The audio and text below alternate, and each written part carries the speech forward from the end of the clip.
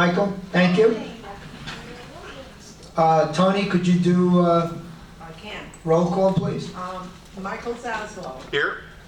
John Timmerman. Here. Joyce Reese. Yes. Bobby Levin. Here. John Hess. Here. John Craig. David Furness. Ruth Dries. Here. Maureen Debegar. Here. Joanne Robinson. Tony's here. David Boaz. Here. Jerry Satomsky. No. Bruce Stutzman. Yes, ma'am. Stuart Richland. Here. Patricia Caputo. Here. Fausto Fabro. Here. Okay, so we have, out of the committee, we have 3 absentees. We have a So quorum. quorum. Thank you. You're welcome. Could I have a motion to accept the minutes as motion made by Joyce, seconded by John Timmerman? Are there any corrections to the minutes? Hearing no corrections, the minutes will be accepted as presented. Miss Monica, welcome. We're here for you. Okay. Thank you, Fausto. Good afternoon, everybody. This afternoon, we're looking at the statement of operations for WPRF, and this is for the 10 months ended August 31st. Your first report on the top. For the month of August, our revenue was $498,000. Our expenses for the month were $448,000, so we had a profit for the month of $50,000. Year to date, our total expenses were $5,339,000. Expenses $5,263,000, so we have a year-to-date profit of $76,000. We had budgeted a loss for the period of $225,000, so altogether we have a positive variance of $301,000. We've got one more month. Well, no, this is August, so we've got September and October, and then we'll be wrapping up our fiscal year and starting in our new budget year, which is actually already this Saturday, if you can believe it. It is. Yeah, already, November 1st. At the bottom of the P&L is your theater income for the month of August, $3,854. For your theater, dances, and movies, we spent $7,986, so we have a loss for the month of $4,100. Year to date for your theater and your dances, income $247,000. We spent $298,000, so we have a loss year to date $52,000. We had budgeted a loss of $95,000, so that's a positive variance of $43,000 for the 10 months. Any questions? Okay. Second report is your cash balances. Again, as of August, our total operating funds are $744,000. Our windstorm deductible reserves are up to $1.3 million. We started the year, the fiscal year, at $967,000, so we have a nice improvement this year over those depleted funds. Our contingency and infrastructure reserves is up to $577,000. So for, as of August 31st, our total reserves that we have on hand between your windstorm deductible and contingency and infrastructure reserves is $1,888,000. Our total cash on hand, $2.6 million.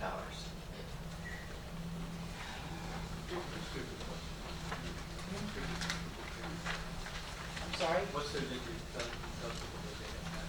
It's 5% of the total insured value. So if there were to be a catastrophic hurricane that hit this community, their deductible could potentially be $2.1 million if it was widespread and all the recreation insured property were to be damaged. The third report is your social activities, and this is for the month of September. During September, we sold tickets to 648 patrons. We collected $4,392 in sales. when we reduce those sales for our audience view cost and sales tax, our net sales are $3,684. We pay the performers $4,050, so we have a loss of $365 for the theater for the month. For your Friday night dances, 438 people attended the dances, for which we paid DJs $1,520.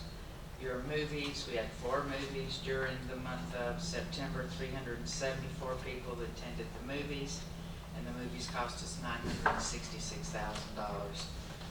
So between your theater, dances, and movies for the month, we have a loss of $2,852, which is a slight improvement over where we were in September of 2024, when we had a loss of $3,042. It has been helpful, the program that we started to allow to sell guest tickets to residents in Cypress Creek and Golden Lakes. Cypress Lakes. Cypress Lakes and Golden Lakes. They're both lakes. They're both lakes, They're both okay, lakes. okay, my apologies. So during the month of September, we sold 77 tickets between the 2 communities, so collecting $693. So I will make that correction and not make that mistake again. Okay. Your next report is revenue collected from guests. This is also through September. Resident box office sales through September is $157,535. Box office sales to guests, $69,402. So our total box office sales year to date, $226,937. And in terms of percentage, that's 69% sold to residents and 31% sold to guests, which is pretty much the norm.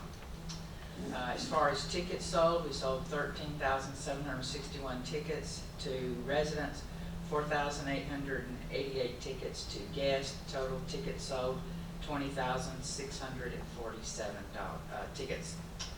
We collected guest fees included in your box office sales at $3 per ticket, so that amounted to $14,664 year to date. We also sold guest passes in the ID office.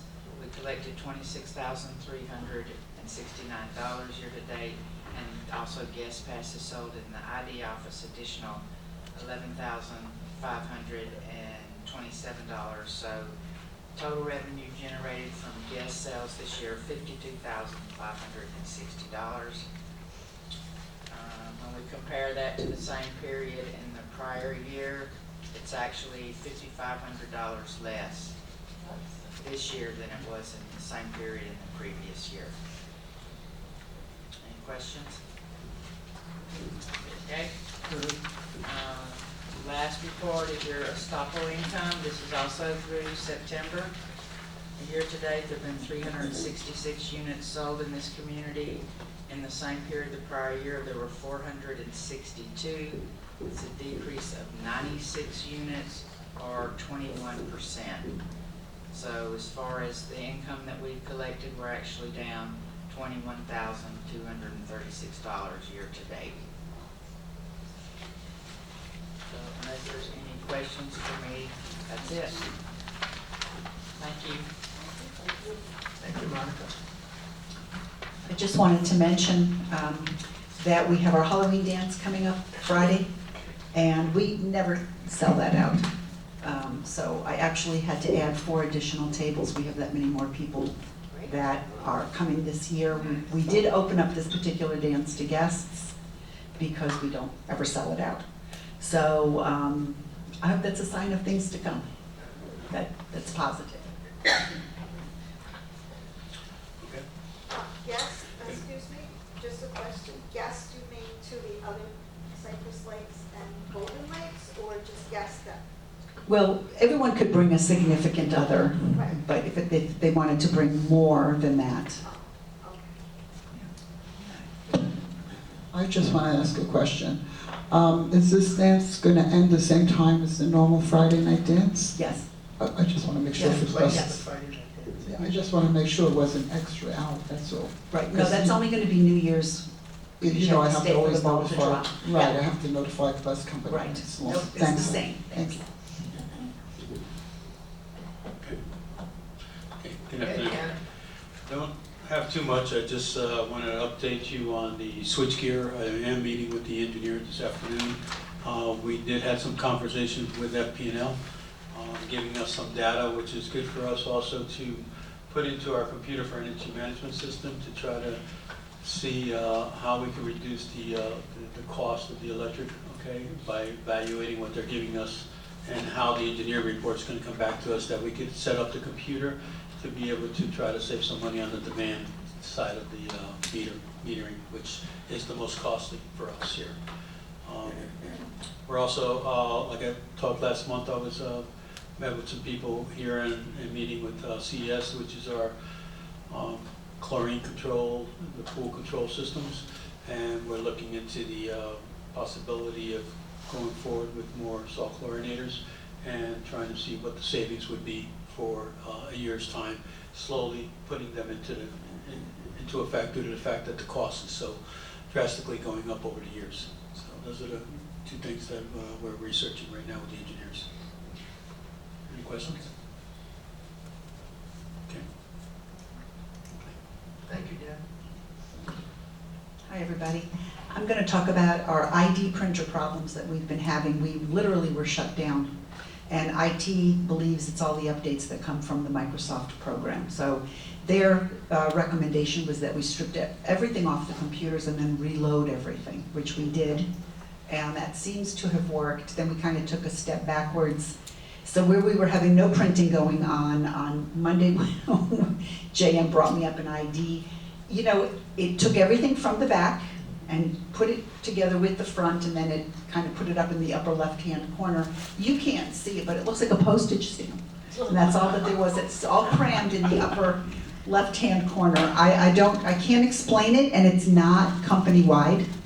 And I don't know why we reacted. I mean, there's spot problems throughout the company, but it's not company-wide. So keeping an eye, and hopefully it's behind us now, and we will have no problems because we're coming into season, so. And they're here. I know. Yeah. We're here. Yeah. I know, yeah. Okay. The in-ear monitoring system was delivered, so, and that, it came in, I mean, like $1.50 and change, really. So that's here, it came in at $24,989.62. So we were able to save the money ahead of the increase that's coming. So I think that was a smart decision on the committee's part. Any questions there? Does your ID office, did they run out of newcomer packages? Shouldn't have. We print on demand. If they are running low, Marge is the one that prints them. All they have to do is let her know that we need more. I had a woman that said that she came into the office yesterday, new owner, and she wasn't given a package. I gave her one. Okay, She came in. all right. I'll double check, but they Yeah. know. They should. Marge prints them, so we, Yeah. yeah, okay, because that's important. Okay. And are we gonna do a new owner meeting this I don't year? know this yet. coming year? Okay. We And have a then lot just, on our plate. I know you guys do. I don't know how you do it for what you put up with over there sometimes. But anyway, you know what, I think about that, and I think, well, you know, at least we get paid a salary. I mean, you get paid by your efforts because it's your community. It's free Right? abuse, free abuse. It's free abuse. Yeah, it's the gift that doesn't stop giving. So anyway, okay, I just wanted to touch on the day pass again. So we just had to make some changes that it would say day pass, and that also it's going to say that the Hastings Clubhouse, they will not be able to access the Hastings Clubhouse. They live in Palm Beach County and they want to use the gym. They should have a gym membership outside of the village, not coming in, let's say 3 days a week, right, and putting wear and tear on our equipment. So there's nothing there that they should have access to, so that will be done. And then God bless Noreen she's always looking for ways to make things easier, so since it encompasses people who live in Palm Beach County, she went ahead and made a list of all the zip codes of Palm Beach County to make it easier for the staff when somebody comes in. All they have to do is check the list. And that really wraps it up for me. Does anyone have any questions? David? And I understand what you're saying about the clubhouse, but you're saying that no IDs will be issued, guest passes won't be issued to anybody in Palm Beach County. No, it will be issued to people in Palm Beach County, but they will be limited to a day pass. Anybody who comes Okay, from, that's fine. yeah, I just wanted to clarify that. So Yes. You're saying the only exclusion is that they can't use the Hastings Center. correct. That Okay, is correct. that's, And they cannot get a 1-week pass or a 2-week pass. That's Right. reserved for people coming from out of state who are visiting parents or grandparents. Okay, anybody else have any questions? Maureen? I think I asked this last time, but just to clarify, will the day pass be just a paper pass all the time, or will it actually be a card, and what color will be the bottom? It'll be the same color, Yellow? yeah. For the day It, pass. right. And it will have a picture. Honestly, if I have problems and I need to send an email to Yuko or to security, I always like to have that ID because it's easy then to identify them, it's easy to do a bolo if we need to, or whatever it is we need to do. So if it were up to me, everybody would have a picture ID. But yes, they will be getting a regular picture ID just like everybody else. Except on the Okay. weekend, of course. Well, they'll get a paper, well, for the day, that's a problem. That would just be for the day they'd have a paper pass, but if they come during the week when the ID office is open. You're welcome. And that does finish it for me. So does anybody have any other questions, anything? Thank you. Donald? I'm sorry, and before I start, I'm sorry about this, Eva. Can we have just some brief discussion on iguanas? As you can imagine, because of my my yearly screed in Yes. the community newspaper, it was Yes. somewhat Mhm. controversial. I thought that since this is going to be on our community television channel, maybe we could Yes. we could issue a joint communique on our feelings about Yes. iguana death. Yes, well, you know, it took us a while to find somebody who was going to do business, the catching of iguanas, the way we wanted it. And that was going to be with compassion, and that it was going to be no kill, and that when they dispatched them, it would be off property, that that's not something we would do here. And so yes, WPRF has adopted a no-kill policy for iguanas. You know, whether people see them as a pest, they're still a living thing, and they need to be treated with respect, and we certainly don't want them suffering a long, prolonged, agony before they pass away. So and I will work with you on this, and I will be putting it in my article as well, that we are no kill. And this person that hired, she did call me originally, and I did give her the trapper's name. She said she called him 3 times and he never called back. So okay.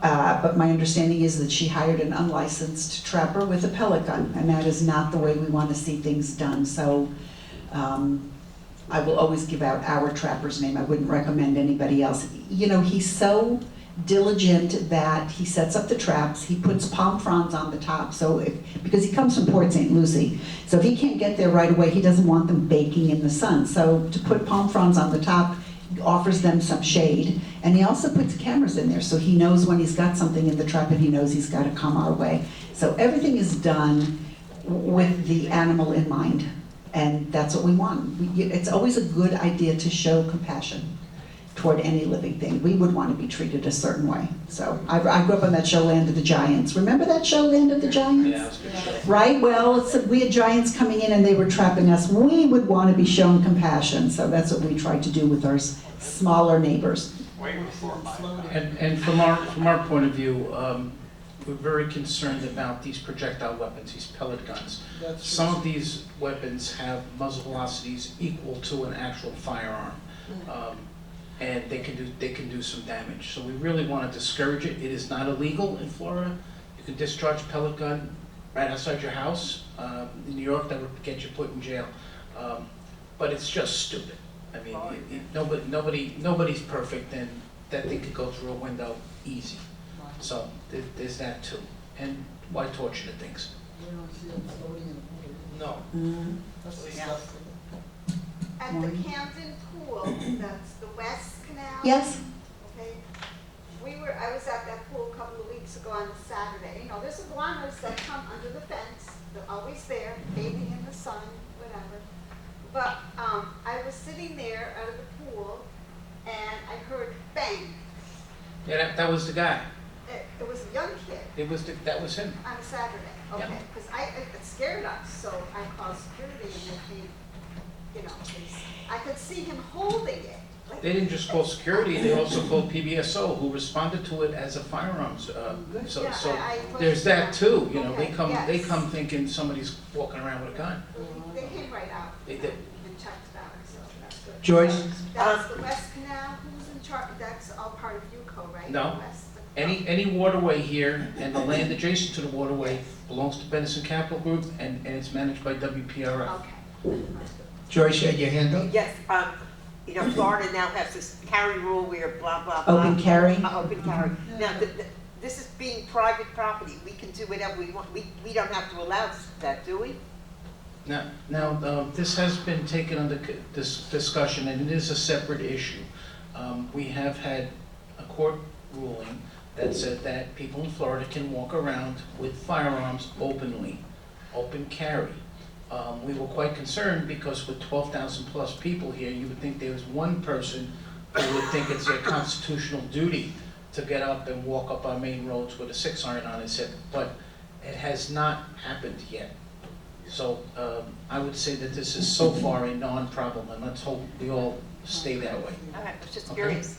I think the sheriff went a long way to dissuade people, where he said things like, someone could come up to you and steal the gun. Or they can you lose the element of surprise. He basically calmly dissuaded people and said, this is a bad idea, legal or not. So Good. hopefully we won't have to do anything. John? You said the pellet gun was legal in Florida outside of your house.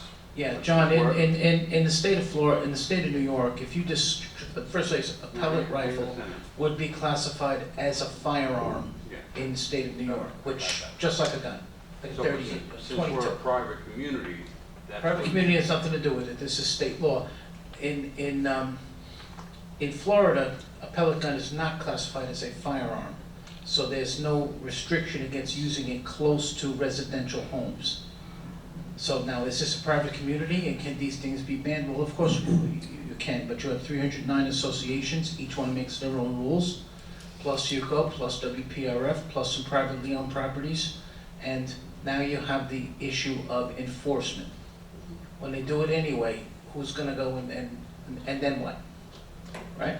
So we always have to think about that when we say we're a private community, let's just make a rule. So basically, the pellet gun, it's restricted in this. If we hear it, report it. Yeah, absolutely. Okay. And that mostly revolves around the fact that the iguanas live near water. And if they live near water, if they're near water, that's Eva's world, and Eva has a no-kill policy, which we support. Mhm. Okay? And to address the issue of them coming up on the deck, I don't know if that means that people are feeding them, Oh, or if they've become so brazen, because anytime I get near any one of them, they go running in the opposite direction very quickly. So I have to think that if they're coming on the deck, that somebody's been leaving them food, which I just can't say is just the wrong thing to do. We should not be feeding the wildlife in any way, shape, or form, and encouraging to come where the residents are. So, as far as weapons, signs went up on rec property a long time ago that there were going to be no weapons on rec property and that they could lose their privileges, be suspended and lose them for 30 days at a time. And as far as, I mean, it's just astounding to me.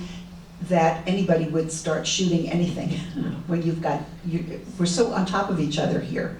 And then to have the turnpike on the other side, now I don't know the range of a pellet gun, but, and even if it wouldn't blow out a window, or maybe that it would crack a window of a car going by, that it would, the driver would be so shocked by it that they would jerk the wheel and wind up having an accident. So all in all, it was just a bad decision on many sides. And I don't even think this person was licensed, if I'm, is that? No, it's just a guy giving out. There you go, giving just out a guy. cards. That's trustworthy. I wouldn't trust anybody. Be licensed, you know? So, yeah. We will make sure that Trapper Jay gets over to Camden more often to get them out of there, and hopefully this person in this adjacent building will not ever decide to do this again. And if you've ever seen Trapper Jay, he looks like Crocodile Dundee. Basically, that's, keep that in your head, that's Trapper Jay. He was a regular. Where does Trapper Jay take them to? He takes them back up to Port St. Lucie. They cannot be let go again. So they have to be, we call it dispatched. They have to be dispatched. But you should do it in a humane way. Just, we met And he does. Sergeant Schultz on Hogan's Heroes. We know nothing. You know, and I know, having gotten to know him over the years, he really is a very upstanding citizen. I can only tell you that he made the news because a veteran had lost his dog, and so he went to the veteran. And they put it on the news, nobody found the dog, so he went to the veteran, and he asked what was the last place that you saw him, and he hung out there for a week. And you know, he was able to find that dog. That dog finally showed up and he was able to reunite the dog with the veteran. This man truly is an upstanding citizen and does things the right way. And I can see it in the way he traps so humanely. So I do trust him. He has earned my trust over the years. Jay also is one of the few trappers I'm aware of that can catch a coyote. Oh, really? Yeah. If it's running by, or? He has traps and he can catch it. I mean, you know, Wile E. Coyote has that name for a reason, it's Wile E. That's true. That's the top of the list if you can catch a coyote, and he has. Well, that's how I gave him the job. I said, you know, I've interviewed others and they never caught me a single iguana. I think we got a raccoon and I'm not sure what else we got. And so I said, you're gonna have to show me that you can catch it. So, I don't know, not even half an hour later, there's his wife, honest to God, she's holding 5 of them in her arms, and they just hung out there. They weren't trying to, I have the picture in my office, I kid you not. You know, so they've been doing it a long time, they know what they're doing, and again, they're just decent, humane people. A couple of years ago, you had sent me a picture, he had students with him, and there's a young lady holding an iguana. It was taller than her. Well, basically, the wife, you know, the tails were dragging on the floor. She wasn't that tall, but, yeah. Yeah. So, you know, it's a living, but again, I cannot stress enough that he does it humanely, and so that's important. It is to me. It is to me. Anybody else? I have a question. Yes. I saw there was a little note that the dispensing of food is going to be done away with. Can you fill us in on that, please?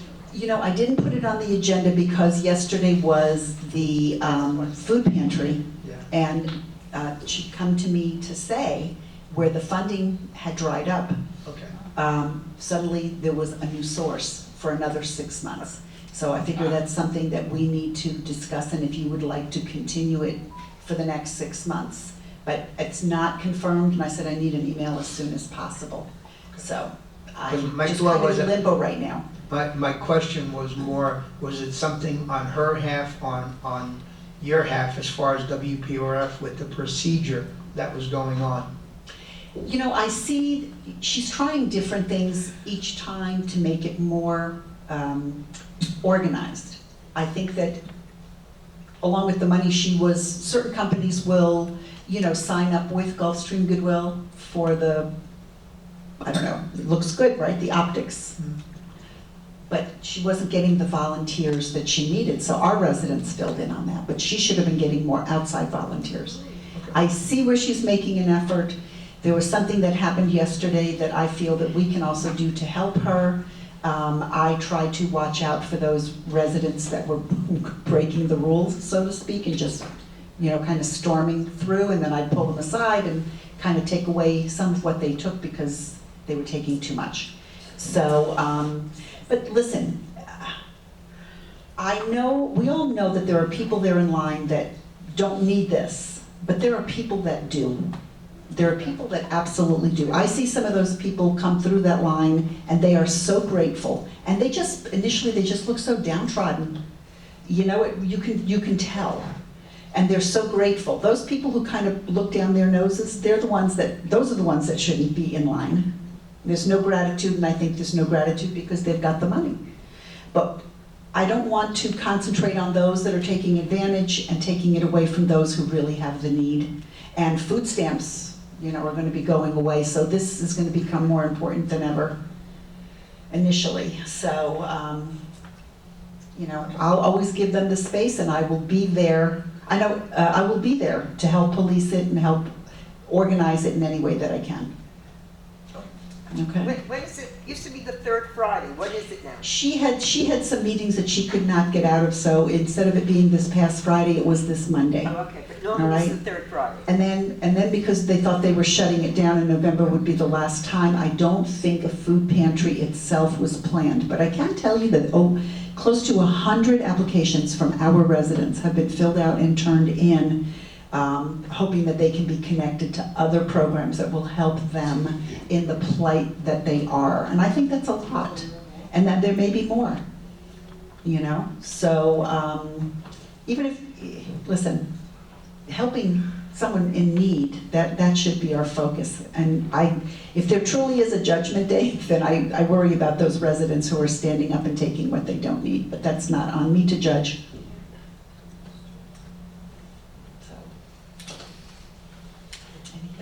Anything else, anybody? Anybody? Last, I'll entertain a motion to adjourn. Thanks, everybody. Happy Thank you very Halloween. much. Make sure everybody